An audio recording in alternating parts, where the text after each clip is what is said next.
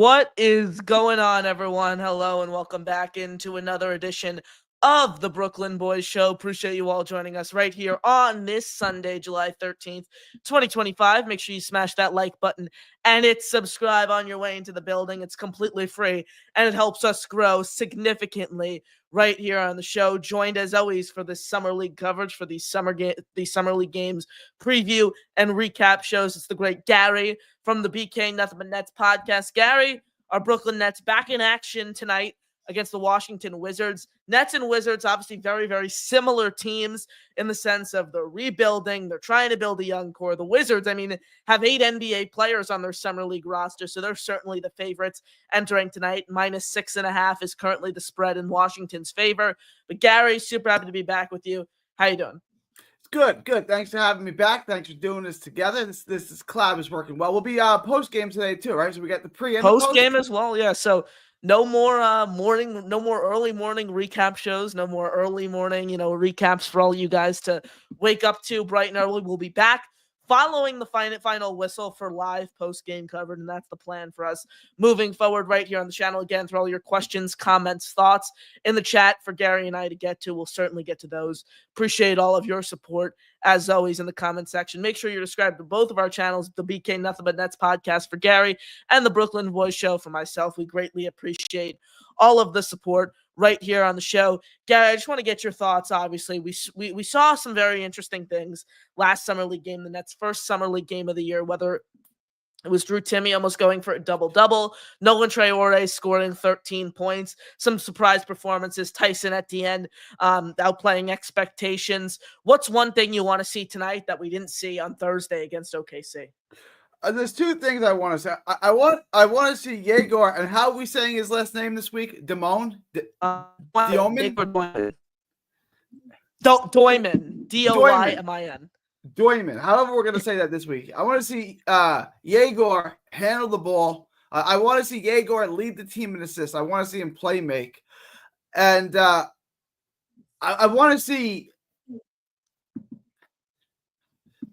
someone show me, someone jump off the screen. Any one of, I guess Drake Powell's not playing. So the other 4 rookies, someone jump off the page. Someone stand out. One of you 4, I don't care. Decide amongst yourselves. One of the 4 of y'all be the best player in today's game. Absolutely. And I think one thing I'm really looking forward to see is kind of how the Nets spread out all these different ball handlers, how they're being utilized. We heard from assistant coach Steve Hetzel following Thursday's game, really not admitting that, it's going to be a problem for all these point guards to gel together. He referenced Jalen Williams and Shai Gilgeous-Alexander in Oklahoma City as a tandem of 2 players who are ball-dominant guards who need the ball in their hands, who are ball handlers, who take the ball up the floor. So it's going to be really intriguing to see how the Nets utilize all their ball handlers, given the fact that Nolan Traore led the way with 13 points, obviously, last game, and he was also the lead ball handler for Brooklyn. So is Yegor going to be able to, find a role in this offense? How is he going to be able to perform today? And I think it really comes in that playmaking role. I expect him, to take, I'd say, 6 or 7 shots today, 2 or 3 of which are beyond the arc. If Yegor could go 2 of 3 from downtown after we saw some promising signs from a shooting standpoint on Thursday night, that would be certainly something to be excited for. When it comes to the other rookies, Ben Saraf, I really want to see him accelerate with his speed, get down low, and make some plays in the paint. I think that's where he thrives overall as a player. For Nolan Traore, I want to see him hit that corner 3 consistently. We saw some glimmers of hope from him beyond the arc last game. I want to see if he can keep that going. Gary, anyone else besides the rookies that you're looking for tonight? Besides rookies, I want to see Drew Timme keep it going. Again, like I made the analogy, you're playing at the rec center, you're playing pickup ball, and it's because, like, I don't want to run with him, he sucks. And he plays him, like, oh, he doesn't suck. And they're like, you know what, I want to keep running with him. That's Drew Timme. Every time he gets I looked at him too, and I was like, pass, right? But you watch him, and he keeps producing. He keeps showing that he belongs. So I want to see Drew Timme go 20 and 10 again. Like, keep going 20 and 10 and earn some minutes on the Brooklyn Nets, in their rotation, because he keeps showing. Like, I was just as skeptical as anybody. Like, he can't play. Like, this guy, come on, like, let's cut this out. But he keeps doing it. Like, he keeps producing. So I want to see Drew Timme keep it going. Drew Timme is certainly an interesting name to watch. The biggest question that I keep coming back to, even if he continues to, outperform and impress every single, Brooklyn Nets fan out there, I still come back to the fact that I don't think he fits in Brooklyn. I really, really don't. I understand what you're saying, him outperforming all expectations. I don't see any fit in Brooklyn, though. You have Noah Clowney, you have Danny Wolf, you have Day'Ron Sharpe, you have Nick Claxton. So those guys there, that's, 4 or 5 forwards / centers that you have. Where does Drew Timme fit? I view Drew Timme as a guy who you can give that final two-way spot to. He's able to stick out on Long Island. And then if push comes to shove, he can come up for injury. But that's if he doesn't continue to outperform, and then get picked up by another team. Because keep in mind, with the Summer League, not only are these players playing for their current organization and hoping to make a roster spot there, but they can also get poached from other teams around the league if they do not make the roster. So, Gary, I think Drew Timme is someone who ultimately lands on a different team on a full NBA contract ahead of the season. Yeah, I mean, that's a possibility too. The two other guys I want to. You're right. He doesn't really fit in. If we put him on the roster and he plays and he gets submitted, injuries, whatever. If he gets a full roster spot and he produces, and there's no minutes for him, we could trade him for some twos. You know what I'm saying? Like, just prove, like, it's never harmful to have an NBA caliber player on your roster, right? Because he can stretch, he can rebound. If you can stretch and you can rebound as a 5, someone's going to want you. Someone's going to find minutes for you. And then we can just trade him to that team at the right time. But, like, he keeps showing me that he belongs. So, like, yeah, he's on a two-way. But let's just convert that to a standard contract if he continues to play it like he is. Because to me, he looks like an NBA caliber. He doesn't look like an NBA. He's produced the way an NBA caliber player produces. He has. Let's get into the projected starting lineups tonight. This coming my way of USA Today's Nets Wire. The projected starting lineup for Brooklyn: Yegor Doyman, Nolan Traore, Tosan from Walmart, that being Tosan Awoma, Danny Wolf, Drew Timme, expected to be the starting 5 for Brooklyn. So identical to what we saw Game 1. And for Washington, Bub Carrington, Trey Johnson, the 6th overall pick in this year's NBA draft, Keyshawn George, Will Riley, another draft pick this year for Washington, and then the number 2 overall pick from last year's NBA draft, that being Alex Sarr, projected to be the 5 for Washington to open today's contest. Gary, anyone in that group that you want to keep an eye on from Washington side of things? Well, my Longhorn, Trey Johnson. He's from my area. He went to Texas. I love Trey Johnson. Didn't want him on this team. Did not want him on the Nets. He's a one-dimensional player, but it'd be good to see him. And then, like, look, Alex Sarr is a good player. Like, look, that team is better than our team. They should beat us. That doesn't mean Washington is better than Brooklyn. It just means their summer league team is better than our summer league team. That's a good summer league starting 5. Like, was that on air or off air? We were saying that they should win. It was off air that we were talking about. They should win the whole summer league championship. That's probably the best summer league roster. Yeah, there's a chance that I don't know about Bub Carrington. I think Bub Carrington's more of a 6th man, but there's a chance that could literally be the starting 5 for Washington this season. You have those are all guys that are going to play minutes on the roster. Yeah. 8 of their summer. I spoke to you about this off air as well. 8 of their summer league players are on the NBA roster. So yeah, certainly expect Washington to have a pretty big night tonight, just given the fact that they have all this NBA talent. With the Nets, they're kind of experimenting. They obviously have all 4 rookies in there, all 3 of the 4 rookies in there, excuse me. Obviously, Drake Powell, the 5th one, not playing in Summer League due to a leg injury that he suffered. I think it makes sense not to put Saraf in there. I would like to see someone in there over Awoma. I don't think it makes sense that Tosan Awoma continues to get starting run. I would have really, really liked to see Tyson Etienne in this starting lineup, Gary. This is a guy who's already on a 2-way spot, but he stuck out last game. He shot the corner 3 pretty well. He wasn't a liability defensively, didn't commit any fouls. So you surprised not to see Tyson Etienne in there? Yeah, I thought Game 1, he was the best player on the floor for the Nets. I also wanted to see Caleb Daniels again. It's another guy I wanted to see. Yeah, I don't really see the point. Like, I don't know. What do they expect to get out of Tosan? I don't quite understand. I wouldn't be playing him either. I would play probably Etienne. Caleb Daniels was another guy I wanted to see. I would play those guys Grant Nelson, if you like, I would give those guys more Grant minutes than Nelson. than putting Tosan from Walmart on the court. No disrespect to Tosan from Walmart, but we already know what he is. Like, I mean, yeah, it's like exactly. The there's thing no is, point like, putting him out there. I would like to see Grant Nelson in there as well. It's just I'd rather see Danny Wolf over Grant Nelson, and I think Drew Timme are in that starting spot. Like, I would For sure. personally, I would rather see Grant Nelson on the floor than Drew Timme, just given the fact we've seen half a season of Drew Timme in Brooklyn, pretty much a full season of him in Long Island, and a strong summer league performance. Grant Nelson is an undrafted free agent who just came in the building, who we really don't know all that much about yet. We know that he was a pretty, consistent role player at the college level. How is he able to contribute at the NBA level? That's something that we don't know yet, and I think would be really interesting. So I want to see a lot out of Grant Nelson. Is there anyone who did not play last game who you want to see? Tonight, I'll give you the list of guys who did not play last game. Those guys who did not suit up for a single minute for Brooklyn last game include Tyrese Samuel, Justin Hamilton, Terry Roberts, Dre Davis, and Quincy Olivari. Anyone who intrigues you by any measure on that list, Gary? I'll be honest. Not really. I think there's a reason. Agreed. Drake Powell. I'd like to see Drake Powell play, but besides that, no. I'm not. There's a reason why those guys didn't play. That's all. I'll just leave it at that. On a side note, I gotta find what I'm gonna do if they don't take my return. I gotta find what I'm gonna do with my number 4 Drake Powell jersey. I gotta find what I'm ultimately gonna do with that jersey. I'm taking suggestions for those who do not know. Drake Powell not wearing number 4? He's wearing the no. Did I? Oh, I meant I got a number 14 Drake Powell jersey. Oh, okay, 14. That's what he wore at North Carolina. My bad there. And he switched his number to 4. But I got a 14 Drake Powell jersey. So I do not know what I'm going to do with that jersey for those. So do you have any suggestions? Throw those in the chat. I'm all ears on those suggestions. So thank you, guys. Appreciate it as always.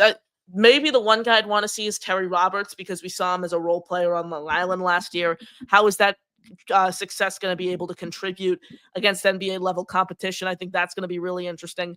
I think based on rookie performance tonight and overall performance, this means the most for how these players are actually going to be able to realistically stack up against NBA competition, because this is NBA competition. All 5 of these guys are going to be on an NBA roster. Potentially all 5 of these guys are going to be starters for Washington this season. I think this is the most important game for the rookies and to just evaluate pure player performance overall, because it truly is NBA competition.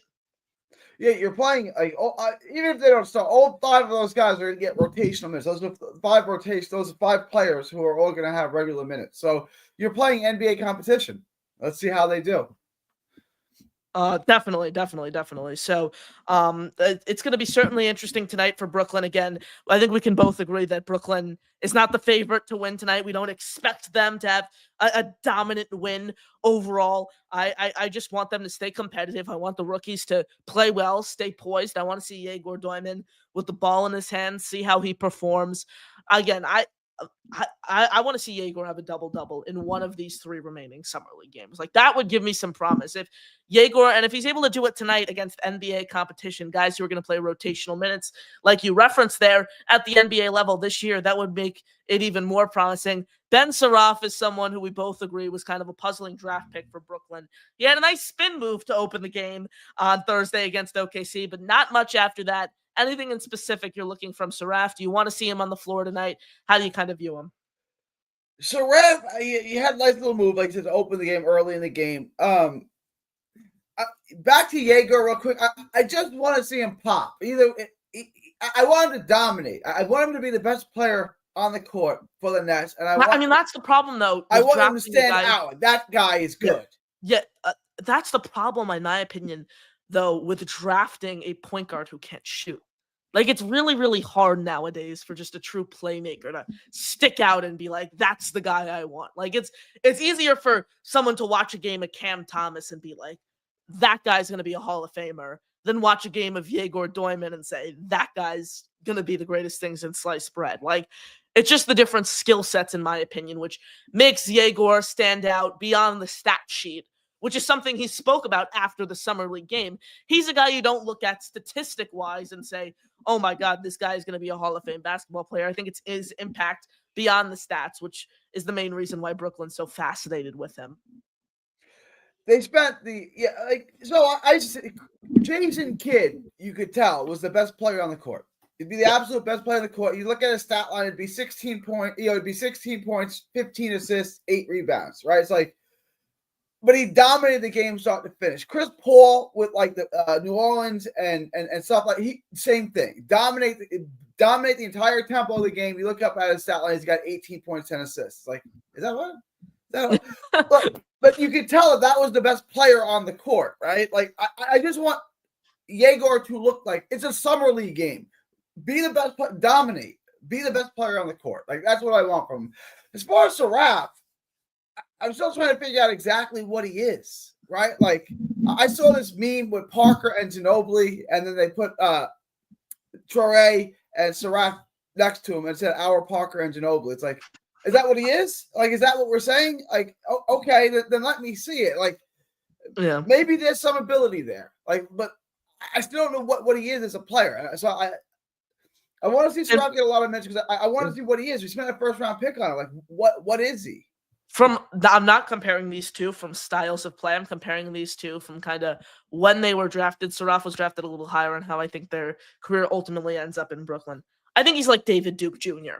I think he's a guy who was a back end of the first round, early second round pick who came in, who showed you some preseason promise, showed you some summer league promise, gave you 5 minutes on occasion in Brooklyn, was pretty much a Long Island guy, and then gets run out of town in 3 years. I don't think he's anything special. That's the way I kind of view him. I view him as like another David Duke Jr. in the sense that I don't think he's going to contribute anything spectacular. And when this team is winning a championship, is Ben Saraf on the roster? I don't think so. I mean, it's been one summer league game. I wasn't impressed with his tape, his pre-draft tape. One game, one summer league game. I'm not ready to write his obituary yet, but like, yeah, I didn't understand the pick, and the first summer league game did nothing to really change my mind. Appreciate you all tuning in right here on the show. Gary and Connor with you guys, co-streaming on the BK Nothin But Nets podcast and the Brooklyn Boys show, previewing the Nets versus Wizards summer league game. You got any questions? Throw all those in the chat. We're going to start getting those, so throw all your questions, comments, thoughts in the chat for Gary and I to react to. We'll share all of your thoughts, so make sure you load those up for us in the chat. Let's see. Jets mess. We got a Jets fan in here. Shout out to you. Hello, boys. What's up? Mess. Appreciate you tuning in right here on the channel. Jonathan comes in, says, Connor and Gary, how irreparable is it to fix the Brooklyn front office and Cam Thomas relationship when they've not viewed him as a cornerstone guy for a while, and he is just a trade chip? Well, I addressed this with Nate on my channel. We had a whole debate. Connor, I did listen to it. Dylan was on it. Pete from Mets Fans, was on it. And I stood alone. I was saying just move on from him. They don't like him. Like, I can't make you like him, right? Like, they'd want to keep him, right? Yeah, everyone wanted to keep him, and I was like, look, if we can keep him 1 year, $6 million, okay, fine. But if we have to offer him a contract and you don't want him, there's no trade market for him right now. Just let him walk and go give that money to Kuminga, right? Like, there's no point in. If you just want to get Cam Thomas, I would not give Kuminga more than $12 million a year, by the way, on a side note. We could talk about that, but like I would not give Jonathan Kuminga. I would pay Cam Thomas before I pay Jonathan Kuminga. But it's not. I'm just trying to read the room here. I get what you're saying. It's like if you have a daughter and you keep telling them how great this guy is, but she doesn't like him. You're not going to change her mind. She doesn't like him, right? Like Sean Marks is not interested in Cam Thomas. Like, I can't make him go on a date with Cam Thomas, right? He's been here for 4 years, going on year 5. Sean Marks doesn't like Cam Thomas. I can't make this work. So I can either give Cam Thomas a contract and then try to trade Cam Thomas for what? A first-round pick and a salary filler? Or would I rather have that? Would I rather have Kuminga? I'd rather have Kuminga. So I think if they let Cam Thomas walk, it doesn't matter. They're not getting anyone else. Like, they're not adding Kuminga. We would have more money to offer Kuminga than anybody else. And here's the good news: Golden State doesn't like Kuminga. Golden State doesn't like him, so they won't match.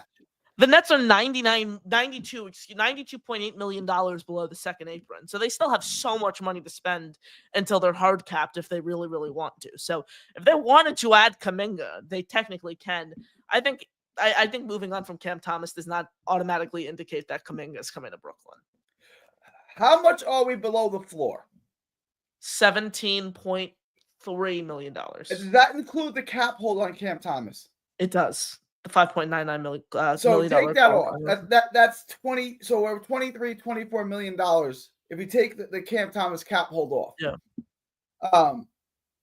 With $24 million under the cap floor. There's his money. There's Kuminga's money. If we gave him $24 million, Golden State wouldn't match it. That would be. I think that would be a dumb move. I think that would be dumb. Kuminga. But so what Sean Marks isn't going to do is offer that $24 million to Cam Thomas. Like, to answer John's question, I don't think this is a good situation, right? In order to save a relationship, both people have to want to try to save the relationship. I don't think Sean Marks wants to save the relationship. So it's not savable. You know what I'm saying? Like, I don't think Sean Marks wants him here. Sean Marks is like, get out. That's how I view this relationship. But I'll let you go. I get it. We had Bob Winger on the show yesterday. It was actually, and the main reason I actually texted him asking him to come on was because he put out a report for Nets Daily, Dylan's favorite Nets website, indicating that he heard, and he confirmed it on the show, the person who gave him this information was actually a pretty higher up decision maker within the front office, told Windrum that, quote, if the Nets give Cam Thomas more than $10 million, the whole offseason goes from being amazing to shitty. That was the exact words that the front office representative gave Windrum. So I don't know. I think it's very, very dumb for the Nets to let Cam Thomas go. I think he's back. I'm still convinced that he's coming back to this team. If they gave him $20 million a year, they don't want him, so they're going to try to trade him. And the trade market is at the deadline. They're going to be able to trade him, but you're going to have to take back a salary, and you're going to get a pick. I got too many picks to start with. I want the players at this point, so I'll just sign Kuminga. You know what I'm saying? Like, I'm done with taking back a bad contract to add a pick. I got more picks than I can shake a stick at. I don't need any more picks. I need players at this point. Kuminga's a player. If they don't want Cam Thomas, which to me, if this was a situation, I would be like, this girl's not interested, I'm going to move on to the next one. Like, this girl's not interested, I'm going to move on. That's how, like, the Nets, that's how Cam Thomas should view this. Like, the Nets aren't interested in you, pal. That's not me speaking. That's Sean Marks speaking. Sean Marks has never been interested in Cam Thomas, it seems like. Yeah, it's certainly a tough situation. Moving on from Cam, I think, would be one of the dumbest things this organization's done since they moved to Brooklyn. Do you remember the Paul Pierce trade? But all right. One, I said one to be fair. One of it's on our short list for sure. Definitely. But great question there from John. Luce says, I want to see less Tosan. John says, Tosan from Walmart wants to be Summer League MVP. Hey, that'd be a nice bonus for our favorite Walmart manager. Maybe one day he could be as good as Jalen Wilson. Perhaps. Maybe. That's a high bar. Lots of hard work. Maybe one day he can be as good as Jalen Wilson, who's just not one career dunk, and it'll do the trick. Lou says, I think they'll use Yegor as a small forward who can handle the ball. If that's the case, he needs to add about 30 pounds of muscle because he looks like a 15-year-old. 15-year-old, he does. He looks like the same age as me, for those who want reference and don't know how old I am. I'm turning 14 in 2 days. So, yeah, Yegor is certainly very slim out there. Like, he has a 6'8" frame. If you're 6'8", I want you to be dominant in the post game, and I want you to get me 6 rebounds a night. That's what I want out of someone who is of Yegor's size.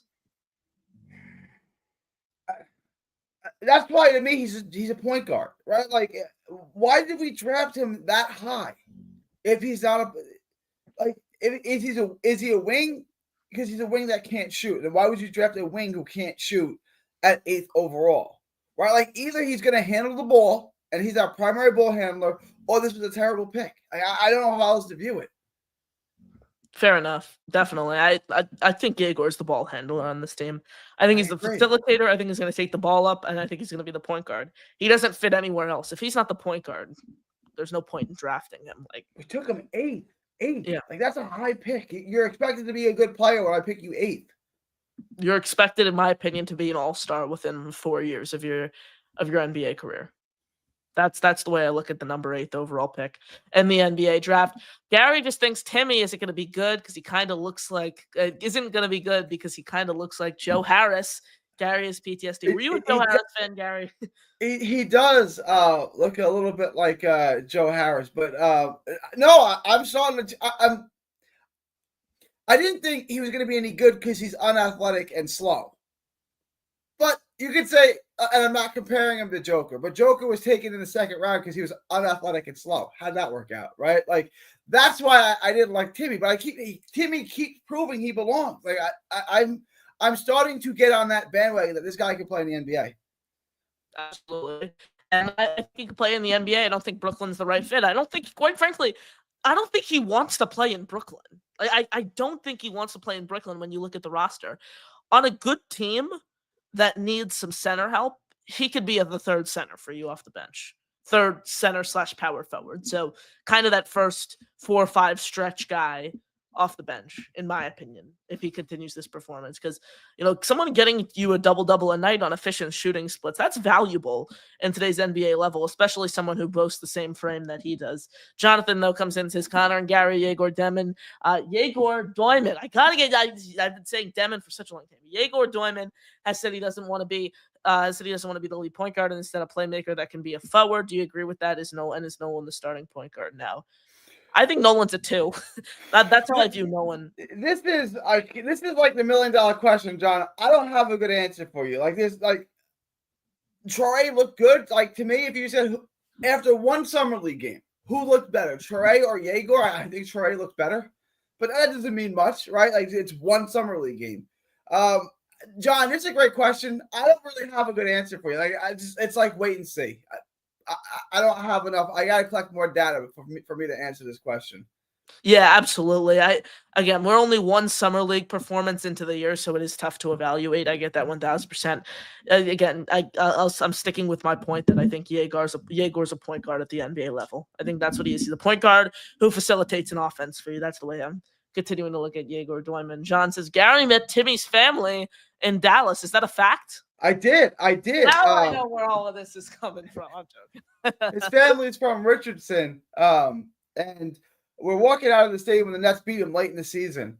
And I saw I saw someone like clearly looked like him who was like 6'8", and it was his dad, right?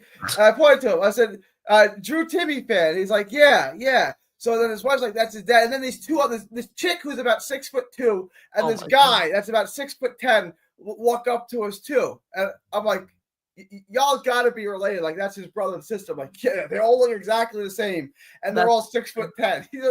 This makes sense. Yeah, I remember when Timme hit that. That played a huge role in that Gonzaga March Madness run. That's like that's the guy that was like 6'8". His dad was wearing a Gonzaga shirt, so I'm like, Timme fan. And yeah.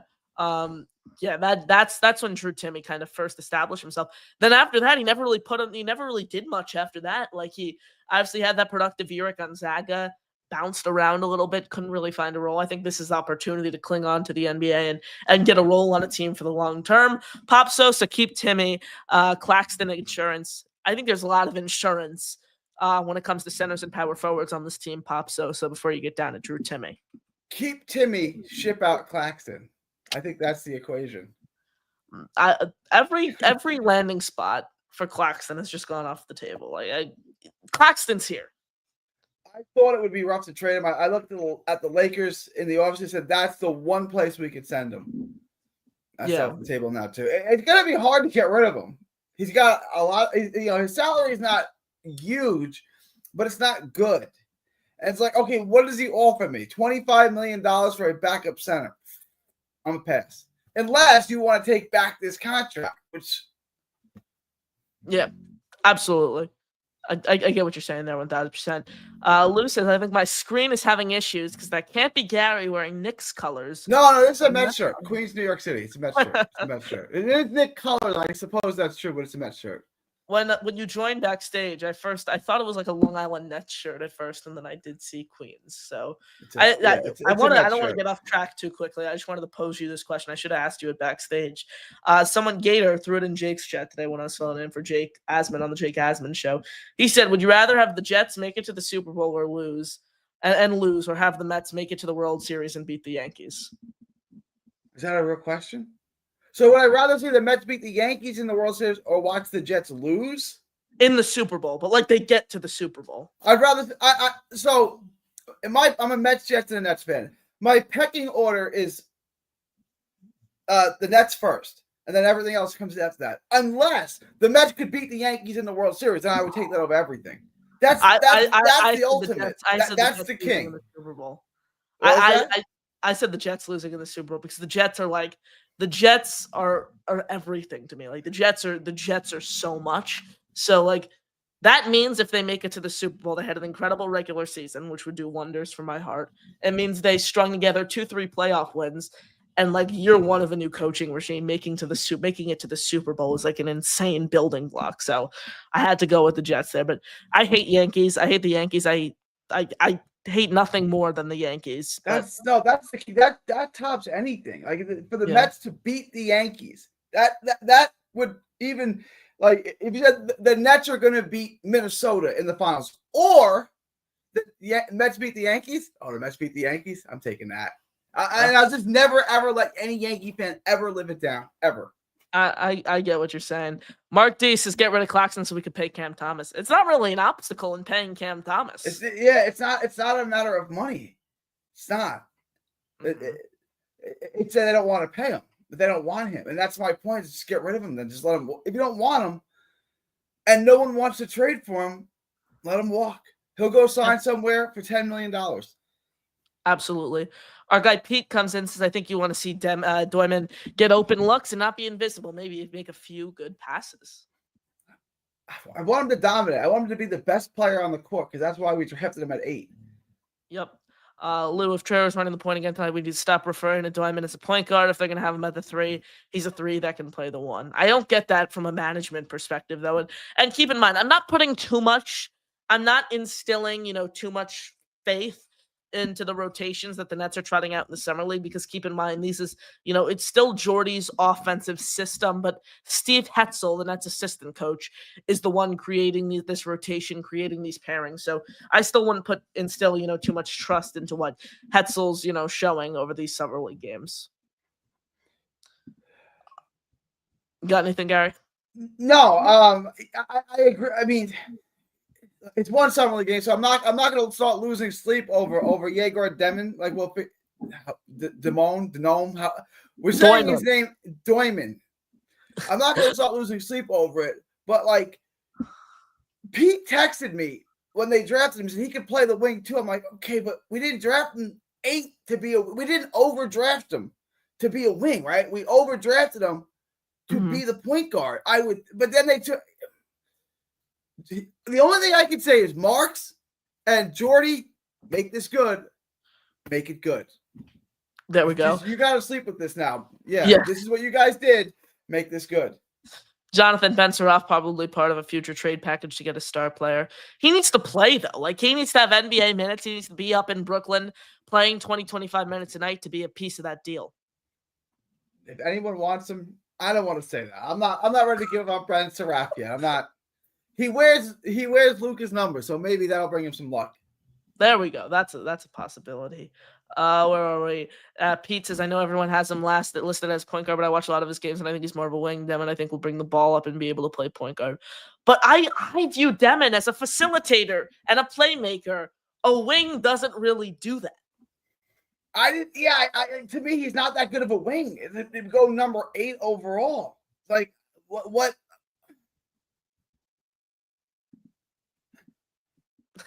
You want him to be like Scottie Pippen minus the defense. Scottie Pippen in today's game, because he can't shoot, it's not that good. Yeah, absolutely. I get what they're saying. I just like at that point, I think I would say Doyman. I say Doyman's a worse shooter than Pippen. Pippen used to clank shots from all over the place. Pippen was more efficient though, like split wise. Pippen splits. What was the splits? Like 50 and 30? He couldn't shoot. He could score in the paint and he could take the ball to the basket and stuff, but he couldn't shoot threes. I remember him clanking threes from all over the place. Pippen, his career shooting splits were 47.3 and then 32.6. So 33% from downtown. That was not terrible for back in the day. Back in the day, you're right. That was not terrible. Today, that would be considered like 35, 36 today. Yeah, it's manageable. Yeah, absolutely. Our guy, Big Fan Breezy, fellow Nets content creator, coming in, says Cam Thomas greater than Jonathan Kuminga. Do you think Kuminga's better than Cam Thomas, Gary? So, like, who's better at basketball? Cam Thomas or Jonathan Kuminga? Cam Thomas is better at basketball. As far as a winning piece, who are the Nets going to value more? Kuminga, right? Like, this was like the Halliburton and Brunson debate. Who's better at basketball? Jalen Brunson. Who's a more valuable piece when it comes to winning? That's a much more complicated question, right? Like, yes, Cam Thomas is better at basketball than Jonathan Kuminga. Who are the Nets going to value more? Kuminga can fill more roles. He can play in any style of offense. He can defend. That's a much more complicated question. What's not complicated is who does Sean Marks like better? I can already answer that for you. He likes Kuminga better than Cam Thomas. Absolutely. Pop Sosa starting lineup opening night. Doyman, CT. When we get to the three, that's when it gets tough. So I'll go Doyman, CT. I don't think Drake Powell starts. So I'll go, say Zaire starts at the 3. MPJ at the 4. Claxton at the 5. That's my all right. I got Jaeger at the 1, Cam at the 2. I'm going to say Cam's on the team, although I'm not convinced of that. No, assuming Cam's on the team, I'll say Cam at the 2, Porter at the 3, Clowney at the 4, Claxton at the 5. Okay, so you think Porter's running the 3? So you're going to go Zaire. You're probably right. Probably Porter and Zaire. I actually, I think you're right about that. I think Zaire would start over Clowney. I'll go with what you said. I'll go, and I don't care who you want to call the 3 and who you want to call the 4 there, but Porter and Zaire are your 3 and 4. They're your forwards. Absolutely. Good question there from Pop Sosa. Mark DeSavier signing Kuminga. We got Porter and Terrence Mann, another player, who I just forgot as well when I was constructing my starting 5. I mean, Gary, what role do you really see him playing? Because this is a jam-packed, 3-4 room. He's going to come off the bench. He'll get some minutes because the Nets want to trade him. He can score. Again, they'll have to take a bad contract, but I think the Nets want to move him. And the best way to move him is to give him some minutes and let him do what he can do, which is score. He'll get minutes. He'll find his way on the court. Lou, unless a team is doing a sign and trade, there's no reason to let an RFA walk. Just match it and trade later if you can't find a sign and trade. Now, letting an RFA walk for nothing is just bad business. Can I address this? Because this is what I had the hour debate with Nate and Pete and of course. Go ahead. All right. If you're gonna sign him, now I can't get Kuminga because I'm giving the money to Cam Thomas. Okay, so now I'm going to try. I don't want Cam Thomas here from Sean Marks. I'm not saying me. I'm speaking as a realistic Nets fan. Sean Marks doesn't want Cam here, so he's going to try to trade him to get some value for him. So now I've lost out on Kuminga to sign Cam Thomas, and now I'm going to trade Cam Thomas for a salary filler and a pick. Would you rather have Jonathan Kuminga or a salary filler and a pick? I'd rather have Kuminga. Cam Thomas is not part of the long-term future. I would too, but even if Cam Thomas walks, I don't think they're signing Kuminga. I think that's where we just have disconnect. Like, letting Cam Thomas walk does not indicate a Kuminga signing for me. I heard from Tim McMahon on this very program. He told me that the Nets do not have much interest in Kuminga overall. I've heard that too, and then I've heard the opposite. I've heard 10 times that they're no longer interested in Kuminga, but that means 9 times someone else reported that they were. You know what I'm saying? It's like I don't know. I've heard that report said, and I saw when McMahon said that on your show. I heard it, and maybe that's true until I have to pay somebody, and who. I got to bring someone in. And, like, Kuminga's just there to be had. Kuminga's a good player. And they don't like Cam Thomas. Yeah. I still don't think they're gonna, because it's like he doesn't fit in my opinion. Like they have so many forwards, there's so many 12 forwards, there's so many power forwards. Like I don't see the fit with Kuminga right now. I don't see why it would make sense to give him $20 million a year. Zaire may start on this team. On a good team, Zaire's a bench player. I like Zaire, but he's a high energy bench player who can hit the corner three. He's got minutes on any team. In my opinion, he can play rotational minutes on any team in the NBA because he gives you defense, he gives you versatility, and he can hit the corner three. Only player to play every position last year. Lined up as a point guard through center. At some point last summer, yeah. Last year, excuse me. But he's a backup player. If he's playing 35 minutes a game, you're in trouble, right? So he's a bench player. If I move forward and my forwards moving forward are Michael Porter Jr. and Kuminga, those are my 3-4s, I'm in okay shape. I really am. Like now I have my role players. Now I just need to go get my superstar, and I have the cap space to go sign a superstar or the draft picks to go trade for one. The thing is, if you sign Jonathan Kuminga, and that means moving on from Cam Thomas, you're not scoring any points this season. Like, it's not going to be pretty. Offense, you're going to run everything through Michael Porter Jr., who has never played that role before. Don't know if he can do it, right? but no, I agree. If you get rid of Cam Thomas, the offense is going to get ugly, man. It's going to be 3-point hunting. They're going to be passing the ball around the perimeter, looking to shoot a three, like last year when Cam Thomas was out. Correct. DBM Connor, how do you feel about the possibility of Yegor being a lights out shooter and a point forward at BYU? Shot well prior to injury, looked confident last game. I don't know about a lights out shooter, but if you can get to the point where Yegor's, he's shooting around 45-48% from the field, and his 3-point percentage is in the 35 to 37% range, I think you're in really, really good shape. Yeah. I think he's a facilitator who I want him to be able to defend. I think he can at the NBA level, and I think he's a playmaker who, if you get him on, those shooting splits where he's shooting 45-47% from the field and 35-37 from downtown, you're in a good spot. If he's giving you those splits, if he's shooting 47-36, let's say, and he's playing 35 minutes a game, he's going to be at 18-8, 18-10. Just the tempo of the game, how many threes we shoot, that's good production, right? Like 18-10 is what Halliburton did. Mm-hmm. Absolutely. If he just plays those and he gives you those, like that's why if he can hit the three at a decent clip, he's going to be a very good player. Agreed with what you're saying. I just think he needs to be able to shoot, because if he's not able to shoot, he's only able to play. He's a backup point guard. Yeah, he's an average, below average point guard. But if he's able to shoot the three ball 35-38% clip, facilitate, shoot from the field 45-46%, it's gonna be a good NBA player in my opinion. David D pops in. Shout out to David. Big. He's a Lions fan, but he's a big supporter of us in the Jets community. He says, Gary, NBA championship or a Jets Super Bowl win over the Cowboys? Oh boy, this is like the Mets thing. Like, oh man, I don't hate any NBA team like I hate the Yankees and the Cowboys. Like, there's no NBA equivalent to a team I hate them. Like, I don't like the Celtics. I don't like the Mavs. But I don't hate those teams. Like, this is a good one. And this is a Nets show, so I'm gonna take the Nets, even though I don't know. Secretly in the back of my head, I may take that. That would be that would be as good as the Mets beating the Yankees. Like that would be phenomenal to beat the Cowboys. Absolutely. So definitely. Transitioning back to the Nets, Adron comes into the draft class of Denver when they took Rubio and Flynn and passed on Steph in 2009. Marks better make this right, looking like King and the Garnett Pierre trade. Garnett Pierre trade.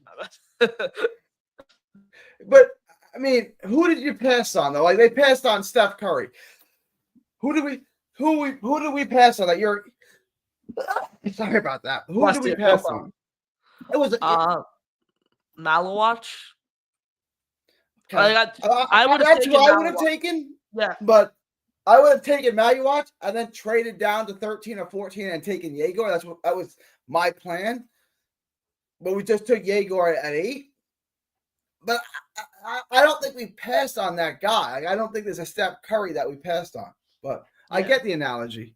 There's no generational talent, really, who Brooklyn looked at, in my opinion, who was available when they selected at number 8 overall, and Brooklyn just said, I don't want you. I want Yegor Doyman.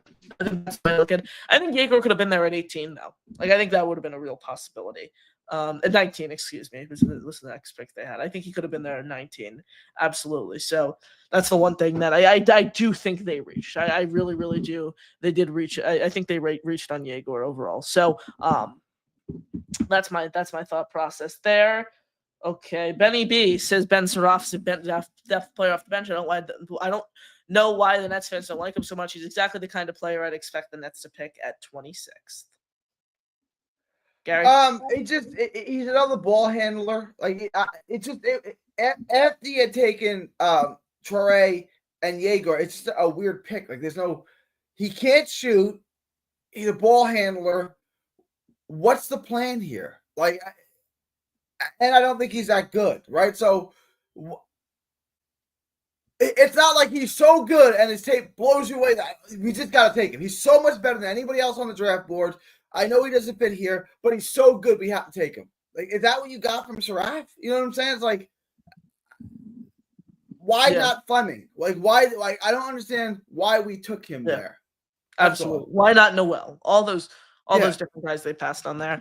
John says, Gary, how many Nick Claxton emotional texts we getting this year?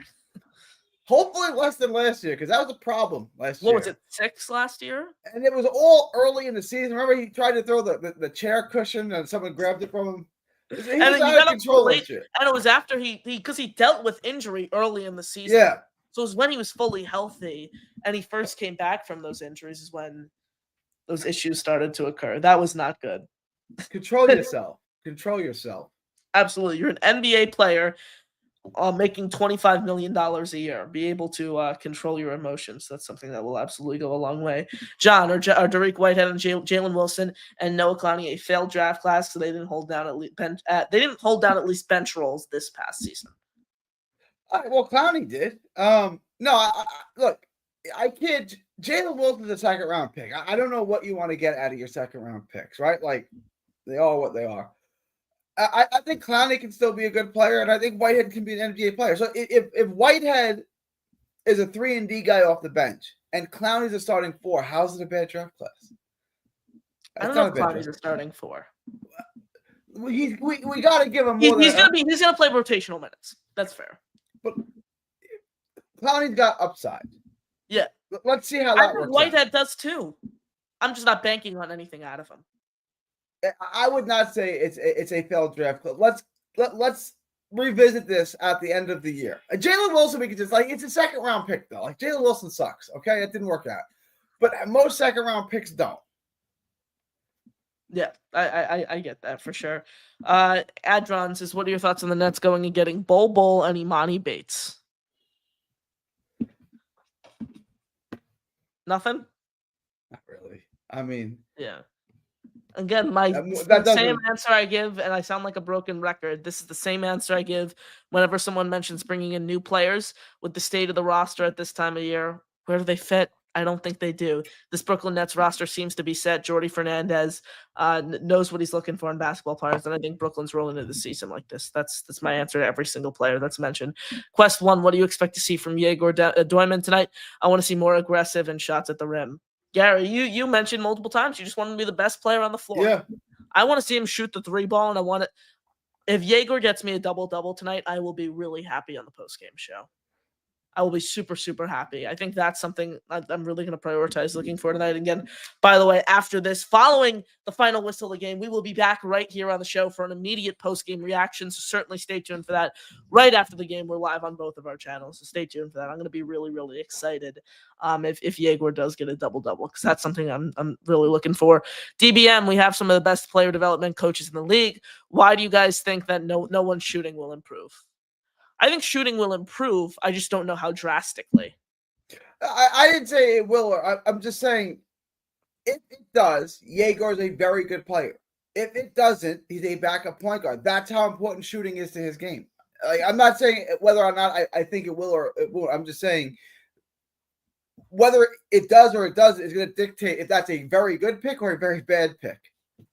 Definitely. Completely agree with what you're saying. If he's a 3, I don't think he's doing much at the NBA level. If he's your wing, I don't think he's contributing much in Brooklyn over the next few years. But appreciate you all tuning in. Gary and Connor right here with you guys, previewing the Nets versus Wizards Summer League matchup, the next second Summer League game of the year, breaking down key, takeaways, key matchup, key players to watch, bold predictions, that and much more continuing to come here on the show. So about 30 minutes away from tip-off, so get your final questions in the chat here before we wrap. We've spoke a lot about how this game affects Brooklyn, what we should look for on the Brooklyn side of things. But we'll take a quick break, and let's hear from some Washington Wizards podcasters on what this game means for Washington and how Brooklyn can prepare to face Washington.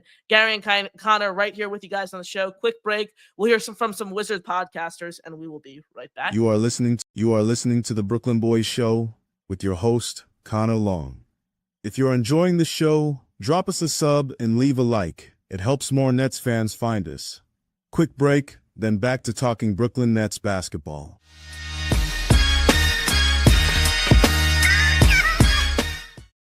Today's episode of the Brooklyn Boys Show is brought to you by our presenting sponsor, Shoreline Sports Cards, located at 137 Main Street in Port Washington, New York. Whether you're chasing the newest hobby boxes, grabbing singles, or just want to talk cards with fellow collectors, Shoreline is the spot. They've got a massive selection across basketball, football, baseball, and more, with new inventory hitting the shelves every single week. If you're local, make sure to stop by the shop at 137 Main Street in Port Washington and check it out for yourself. If you're not in the area, no worries at all. You can still keep up with Shoreline by following them on Instagram, eBay, and whatnot for product drops, live breaks, deals, and hobby updates. All links are right in the description down below. Huge thanks to Shoreline Sports Cards for supporting the show and the Brooklyn Nets community. All right, back from the break right here on the Brooklyn Boys Show. We are joined by two very special guests to kind of preview the Wizards' perspective of this Summer League matchup and how it's going to be viewed from Washington's side of things. Tonight in Las Vegas, Chase Coburn, the host of Wiz Talk with Chase and Matthew Heisman, the host of the Highlight Haven Show. Gentlemen, appreciate you joining us right here on the Brooklyn Boys Show. Chase, how you been? I've been great. Having basketball back in our lives, it's a true joy. Matthew, what's going on? Appreciate you joining us. Yeah, I appreciate you having me. And, Chase kind of talked about this before the show, but Summer League is great because if you have a guy you're rooting for and they have a good game, you'd like to say they're the next big All-NBA, All-Star guy. If they don't do good, Summer League doesn't matter. So it's really just a good time to overreact and have some fun watching the young guys. I know all about that. Jalen Wilson won Summer League MVP last year, and the Nets picked up his team option this offseason, but there's a chance he might not even make this roster. Cam Thomas won Summer League MVP just a few years ago. At least he's lived up to that. Oh my God, that game when Cam Thomas hit, what is it, buzzer beater against the Wizards, I think it was, actually. It was. Yeah. He was wearing number 8 at that time, oh too. He wasn't even wearing number 24. He was wearing number 8. Cam Thomas, number 8, absolutely lit up the Summer League just a few seasons ago. And obviously now this is going to be the second game of the Summer League for both the Nets and the Wizards. From a Wizards standpoint, Chase, is there anyone on the Nets side of things here that Washington's looking to lock down? I think that Washington has so many wings on this roster, and both on the NBA roster and on the Summer League roster as well. You're looking at guys on this team like a Keyshawn George, like a Will Riley, like a Jameer Watkins, and guys who you want to be real plus defenders. And so I'm looking at a guy who's really polished on this Nets roster in Drew Timme, and I'm saying, okay, what can these guys who are supposed to be plus defenders at the NBA level, good size, good versatility defensively, hopefully, what can they do against a guy like Drew Timme, who had a really good first game in the Summer League, 22 points, 9 rebounds, 10 of 13 shooting. So he's a guy who also played really well at Gonzaga, one of the best players in college basketball, and he played really well in his time in the NBA last year. He's a proven guy who is going to get you some buckets if you're Brooklyn. I hope the Wizards can put a few guys on him, a few of their wing defenders, and show that they do have the potential that they were drafted for.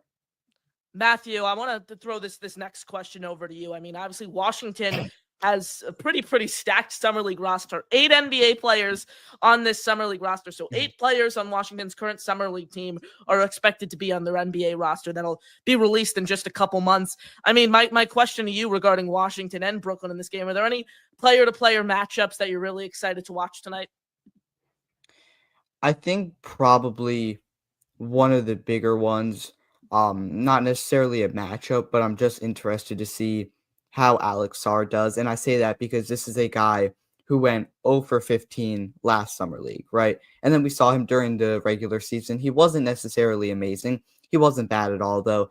And then you see him the last game on Friday, and you would kind of just expect a year two guy who was the second overall pick in the draft to sort of dominate that summer league competition. And he just wasn't very aggressive out there. He definitely picked up his production in the second half. He got a few blocks on Malawatch, right? The defense looked a lot better, but the first half was pretty much just bad 3-point attempts.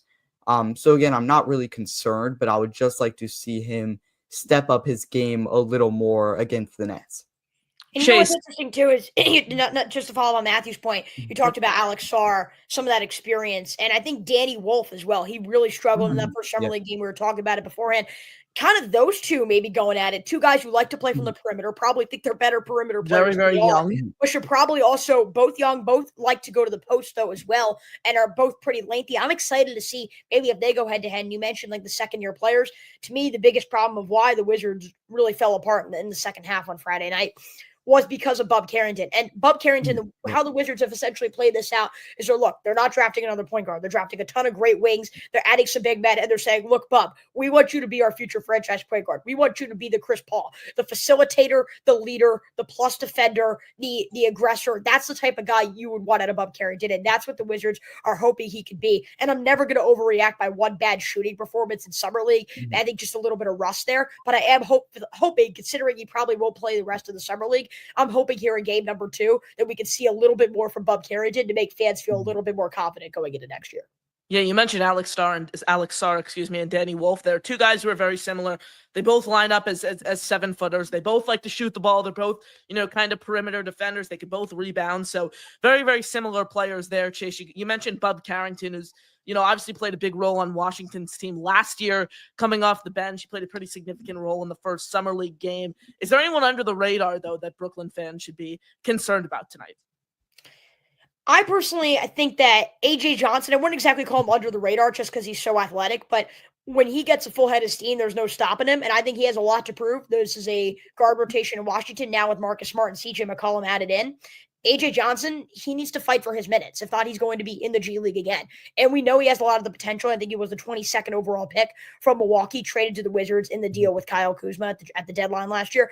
You see the raw talent. You see the athleticism. He needs to start to put it all together. And his Summer League performance on Friday showed that, right? 11 points, 3 rebounds. He felt like he was more controlled. But I would like to see that again. And I think if you can see that, you will see him take his game to the next level. Matthew, my question to you here before we wrap up. A team like Washington was 8 NBA players on their Summer League roster, obviously coming off a very, very rough season last year. How important do you think is the team morale and, potentially pursuing a Summer League championship? I know it doesn't mean all that much just from a pure accolade standpoint, but I mean, you have a lot of these veterans on the team. You certainly are a very, very young roster overall. How important is, trying to chase a Summer League championship for Washington? I mean, I don't think it's too important, but I would like to see them be in contention because that kind of puts the entire season, in question if you're not able to contend this Summer League. When you look at a lot of the guys we have out there and you think this is a lot of our lineup, as you mentioned, 8 players. So the fact that they're not even able to look that good against Summer League competition definitely makes you a little bit concerned about the season as a whole. And I know this is a team that, maybe you're looking for that championship contention in 4 years, 3 years, 5 years, not necessarily this year, but you want to see that progress. And I think a lot of that comes with a good Summer League this season. So I would like to see them, step up and the young guys perform a little better going forward, hopefully not lose by 21 anymore this Summer League. Matthew, I just want to chime in here real quick just to add on to that point.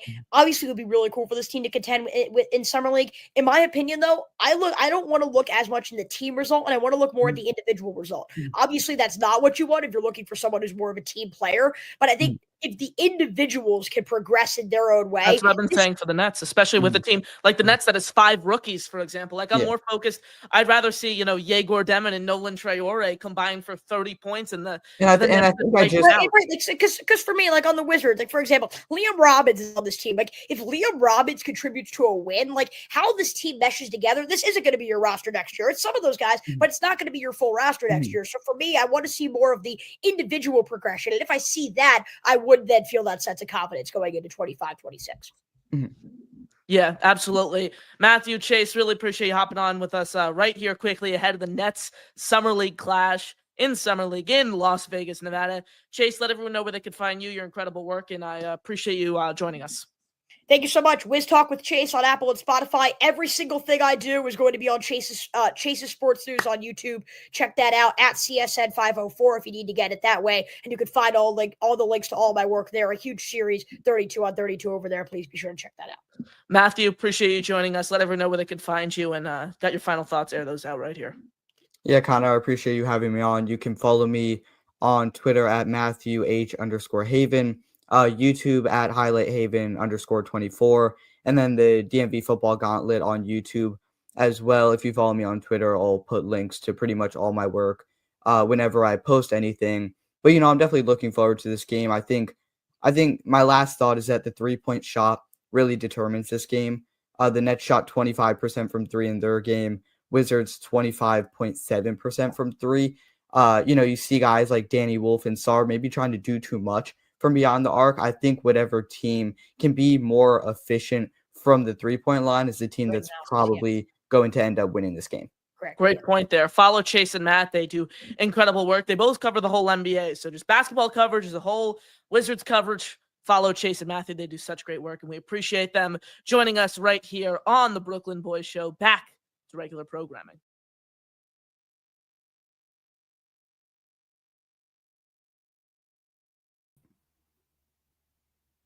Can't hear you, Connor. Can you hear him? There we go. That's my bad. I had my mic muted. Thank you for letting me know. Connor and Gary back with you guys right here on the Brooklyn Boys Show live. Shout out to Matt and Chase for giving us some insight on how this game affects the Wizards, what us Nets fans should look for on the other side of the court from Washington. Gary, anything you caught that they said there that you want to touch on a little bit? That was well done. That was well done. It was good hearing from Wizards fans. See what they thought and how they valued Summer League too. It was well done, Connor. I appreciate it. Yeah, the Wizards are a very, very, very similar team as to the Nets in the sense of the way their timelines are matching up. My question to you, I'll ask you this. I spoke about this with Dylan when Dylan came on the show. Do you think the Nets are better than the Wizards? Yes. I think they're. He said he thinks the Wizards are better than the Nets. I might argue that the Wizards have a better roster. Okay. I don't even know if I agree with that. But the roster, they're a complete disaster of an organization. We have a good head coach. They don't. It's just, yes, we're better. I don't know about if Brian Keefe is a bad head coach. I will say that. I think Kevin Durant gave him a lot of credit for his development earlier on in his career. Here, I think the Nets can win a championship with Jordi Fernandez. I don't think the Wizards can win a championship with Brian Keefe. Brian Keefe is a guy you bring in to develop your young core. You need someone, though, who's actually going to push to win a championship. I think the Nets can undergo development and win a championship with Jordi Fernandez. I feel extremely confident with Jordi Fernandez as my head coach moving forward. Absolutely. I'll leave it at that. One thing I will show, and I see a few questions left before we wrap. We'll get to like 2 more, and then we got to run because tip-off is in about 15 minutes for Brooklyn. And again, stay tuned. We're not going anywhere because the second the game ends after the final whistle on both of our channels, we have live post-game coverage, so stay tuned for that. Gary, the predictions from USA Today were wrong on the Nets starting lineup. While I was playing that clip, Eric Slater, there we go, not the video. Eric Slater tweeted out the Nets starting lineup, the starters for tonight: TJ Bamba, Danny Wolf, Drew Timme, Tyson Etienne, and Yegor Doyman. Don't like that Nolan Traore doesn't get a start after he drops 13 points, and you start a guy in TJ Bamba who played limited bench minutes for you and wasn't all that productive. Not a fan of this rotation from Steve Hetzel here. I think they saw what they wanted to see out of Traore. Now they want to give minutes to other people. I think this is more about getting other people some minutes as opposed to necessarily just putting my absolute best foot forward to try to win the game. It's more like spring training baseball. It's like, all right, I need to get these people. I get it, but then why is Drew Timme starting? Like, that's a good question. We're going by that logic. Steve Hetzel shouldn't be starting over Drew Timme. I like that Etienne got the start. I will say that. I would have preferred to see Traore, but I'm good to see Etienne in there. That shows you work hard, you have a good productive game. You're on a starting job, but there it is, the starting 5 for Brooklyn tonight. TJ Bamba, Danny Wolf, Drew Timme, Tyson Etienne, Yegor Demin. Tip-off in just about 15 minutes. Is it on Yes Network tonight, Gary? Do you know that? I know it's on ES. I know it's on. I watch ESPN. everything on ESPN Plus, so I don't Same. I don't know because I can watch it on the package. I can watch it on ESPN Plus. Wouldn't you want to watch the package though, because you don't get any commercials? It's true. Yeah, I could do that. Yeah, I'm Yeah. planning on just putting it up here on one of my monitors because the last game I actually had to watch in the car, which was not fun per se. We'll wrap with this one from David, and then we're back for post game coverage. So stay tuned for that. Absolutely, David, Connor, and Gary. What do you believe the best case scenarios for the Nets to maximize their enormous number of second round picks in the next few seasons? Well, you got like 3 options. One, you can sit and pick with all of them, like Mark likes to do. I would not recommend that. Yeah, the 25 other two- second round picks. The other 2 options you could trade for. You can use them to trade for players, or you could try to package them together and trade them to a competitive team with a very low first round pick. Right. So here's what I'm saying. I'll give you 3 2s for a 1, and the reason why a team like, let's say, Denver or the Knicks would do that is because it's a non-guaranteed spot, right? If they draft a guy in the first round, that's a roster spot and a salary I have to make space for. With a second round pick, I don't have to keep that guy, right? So the Knicks or the Celtics, well, not the Celtics right now, but the Knicks, Denver, teams like that would rather have 31 than 30 because there's not much difference in the player. You may probably get the player that you want. There's only 1 pick difference, right? But that 31 comes with no guaranteed salary and no guaranteed roster spot. So I don't have to pay him if I don't want to keep him. I don't have to make a roster spot for him. So if I was the Nets, I would try to package up some 2s and trade back in for a 1. That's a good thought process there. I think all these second round picks are ultimately flipped, and you get a few first round picks. I agree with what you're saying there because like second round picks don't really do much in the NBA, in my opinion, nowadays. And the Nets don't need all these second round picks. So you package a bunch of them together. Maybe they get you, a role player. Like you package 6 second round picks and an unprotected 1, and you get a role player who contributes for you for 2-3 seasons. That's the way I look at it. Nets have over 30 picks the next 7 years. So it's certainly going to be interesting to see how they manage all these draft picks. Appreciate you doing the show, Connor and Gary, with you. Make sure to smash that like button and hit subscribe to both of our channels. Gary, obviously, the BK Nothin But Nets podcast. My podcast, the Brooklyn Boys Show. So sub to both of us on YouTube. And following the final whistle, we are live right here back on the channel for some post-game coverage. So certainly stay tuned for that. Again, smash the like button, hit subscribe. Gary, appreciate you doing this. As always, super fun to be co-hosting with you. You got any final thoughts here before we, the game tips off now in 13 minutes? No, I'll see you in a few hours. See you in a couple hours. Absolutely. He's Gary. I'm your host, Connor Long. Have a great night, everyone. Enjoy the game. It's Summer League, but it still remains Go Nets, baby. Peace out.